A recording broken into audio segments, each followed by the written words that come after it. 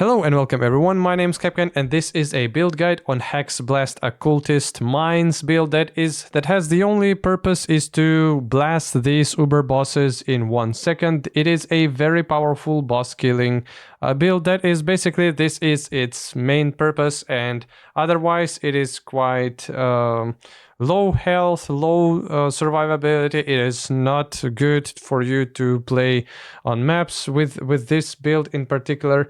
So basically, yeah, and I want to talk about it. I want to show you how to build it. It is quite expensive build as well, so it's not like you can manage to build this build going bit by bit.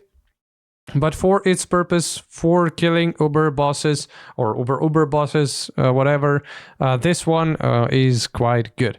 Okay, so as you can see here, our main skill is Hexblast with Minefield, Charged Mines, Empower High Impact Mine, and Awakened Void Manipulation, or Void Manipulation in general.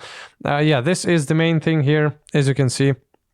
The DPS on the skill without any additional multiple numbers of mines and stuff like that. Just the sheer DPS of this build allows you to one-shot uber bosses, and you can farm them with this build if you want to, and this is the main point of the build. So everything else will be just an addition to will be serving this purpose in particular. So you saw the main skill. Now what are we taking in the talents?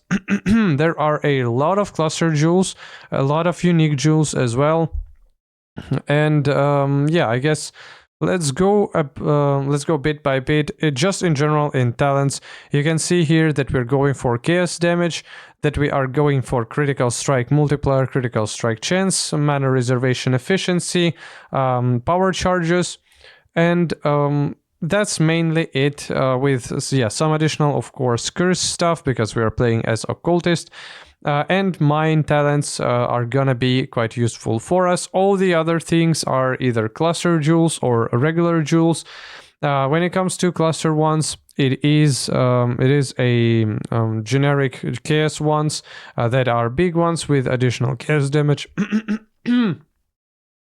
Then when it comes to our medium ones, it's trap and mine damage, with us having all the big talents for trap, mine damage, in general, multipliers and penetrations.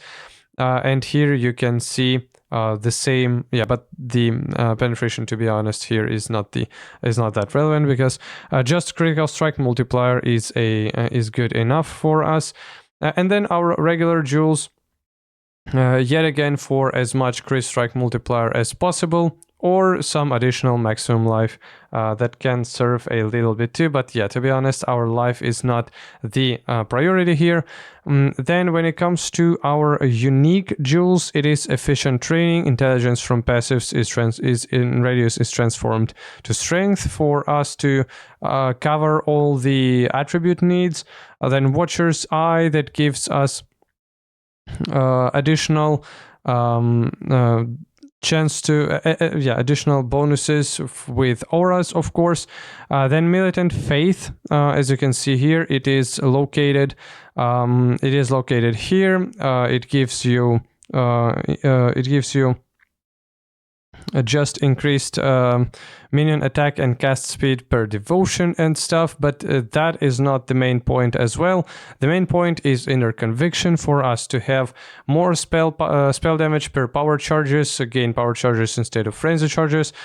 Basically, we are generating a lot of power charges, we are relying on them quite heavily. That's why it is more efficient for us to stack this instead of getting frenzy charges and power charges, just because of the sheer number of power charges that we're gonna be have. Okay, now let's go for the skills. And besides the main 6 link, we do have Skitterbots.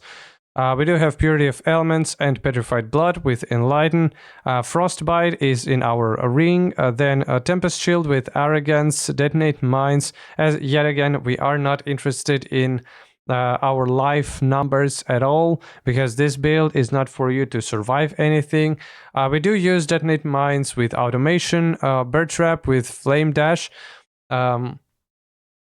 Yeah, then Assassin's Mark with Arcanist Brand. Again, it's supposed it is yeah, you're supposed to only use this build against bosses. So so many things will seem like a little bit odd because they are not purposed for you to use them in maps. They are against single target mostly. Then we do have Wither totems, Wither spell totems with multiple totems, Withering Step, Zealotry with Divine Blessing, and Elemental Weakness as a curse on curse on hit or thing like that on our ring. Okay, so let's go through our items now. A Void Battery, which is one of the most this item in game is very famous, so you probably know what it does. If you don't, then I will describe it. It gives you massive amounts of spell damage per power charges, but you need to have a lot of them in order for this to work, because it gives you reduce to spell damage, and if your power charge a number is not enough, then you will not be in a good spot with this weapon. But as we do have a lot of power charges, we utilize it, and it has +1 to power charges as well. It has otherwise increased global critical strike chance, which is pretty powerful too. Then Malachi Loop as our second weapon, with yet again a lot of different charges, mechanics. Helmet, Sandstorm, Visage, Body Armor, Dialis, Malefaction, which can for sure be very expensive. The build itself can cost a different amount of orbs of currency depending on the part of the league where you buy it. But this build should not be just like tremendously costly. It should be. This is a quite high budget build that is still within the grasp of a regular person to have it. Then with gloves, we do have here exposures and some damage per frenzy charge. We do have increases to global critical strike chance, damage with hits against shield enemies, and stuff like that. With boots, we use Ralakash Impatience Amulet, Badge of the Brotherhood.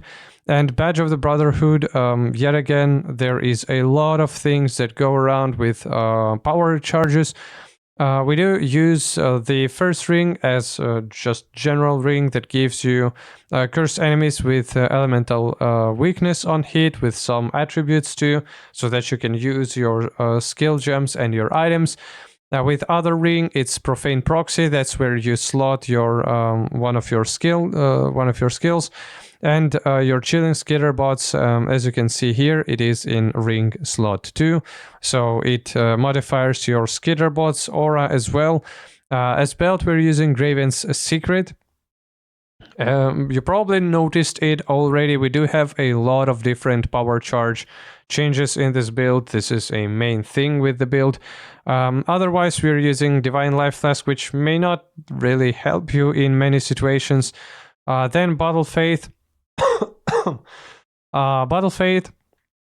It gives you a lot of additional bonuses whenever you crit, and your Consecrated Ground becomes a quite good damage increase on enemies.